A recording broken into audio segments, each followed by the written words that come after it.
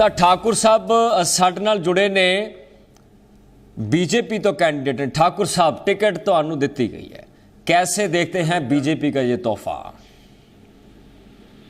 जी नमस्कार। सबसे पहले तो हमारे देश के प्रधानमंत्री नरेंद्र मोदी जी, हमारे राष्ट्रीय अध्यक्ष नड्डा जी व हमारे मुख्यमंत्री जयराम ठाकुर जी व बिंदल जी, उन सबका तहे दिल से धन्यवाद करता हूं कि मुझे लाहौल स्पीति, जिला लाहौल स्पीति और चुनाव क्षेत्र हमारा जो पड़ता है अनुसूचित जनजातीय इलाके का, उसका मुझे इन्होंने प्रत्याशी घोषित किया।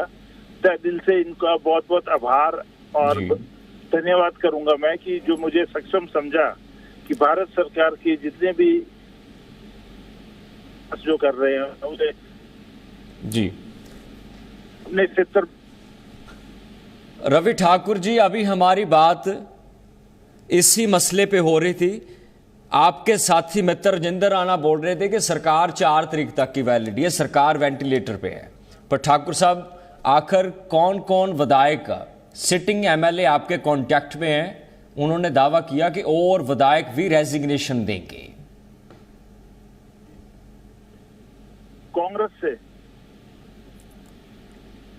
हेलो हेलो ठाकुर साहब जी, मैं सुन पा रहा हूं सर आपको। मैं ये कहना चाहूंगा कि हमारे मुख्यमंत्री जी ने जो शब्द कहे थे शुरू में, व्यवस्था परिवर्तन, मुझे तो ये लग रहा है कि 9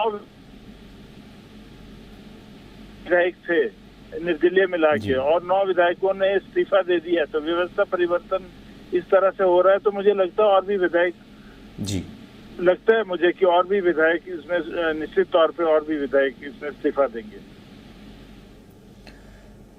ठाकुर साहब, आपकी जजमेंट क्या कह रही है कि सरकार चल पाएगी या कितने दिन की मेहमान है ये सरकार? देखिए, हर चीज को बहुत हल्के से लिया जा रहा है।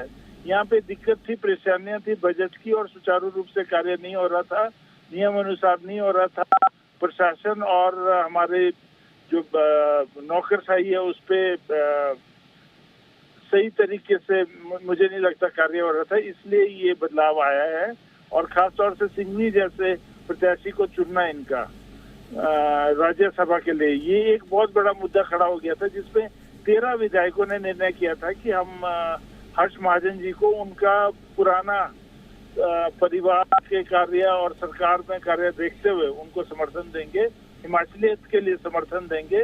और सिंघवी जी, जिन्होंने कि हमारे वाटर सेस के खिलाफ सरकार के मुकदमा लड़ा था, या दिल्ली के अंदर उन्होंने सर्वोच्च न्यायालय में हमारे ये राम मंदिर के विरोध में मुकदमा लड़ा था, जिसमें लोगों की भावनाएं जुड़ी हुई थी, तो ऐसे व्यक्ति को हम वोट नहीं करेंगे।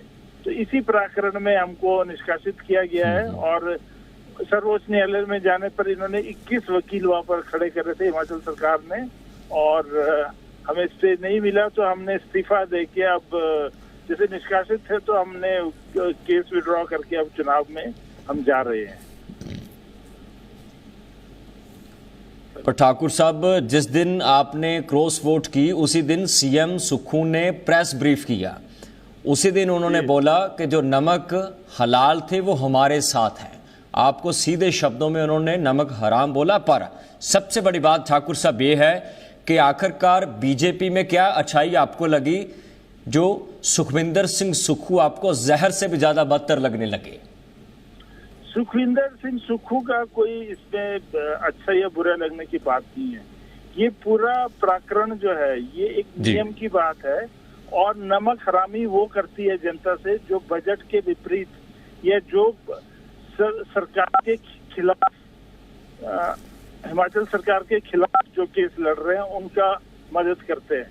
वो नमक हराम हुए, वो नमक हराम हुए जो कि जनता के लिए ज्यादा से ज्यादा बजट लेने के लिए वोट करे। मैं ये जानना चाहता हूँ सबसे पहले तो। और मेरा पूरे सिस्टम के खिलाफ, कोई एक व्यक्ति विशेष के खिलाफ मेरी बात नहीं है, मगर हमने हाथ काट के जिस व्यक्ति को मुख्यमंत्री जी को दिया तो उनका दायित्व था कि सबको जोड़ के रखते, कार्य प्रणाली, प्रशासन, सरकार सुचारू रूप से चलती। कोई वजह, कोई भी घटना घटती है उसका कारण होता है, और कारण एकदम से एक रात में नहीं बनता, उससे समय लगता है बनने का। और इसलिए हम सब लोगों ने निर्णय जी। लिया कि हमें हर्ष महाजन जी को सपोर्ट करना है।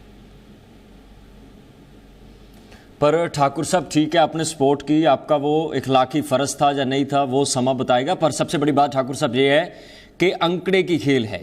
क्या बीजेपी अंकड़े को क्रॉस कर पाएगी, मेजॉरिटी में सरकार बन पाएगी? कितना आपको यकीन है खुद पर और पार्टी पर? ये तो विशेषज्ञ बताएंगे, मगर मेरा तो ये है कि मैं अभी लाहौल स्पीति के विकास के बारे में बात करूंगा और वहां सीट जीतने की बात करूंगा। जी ठीक है।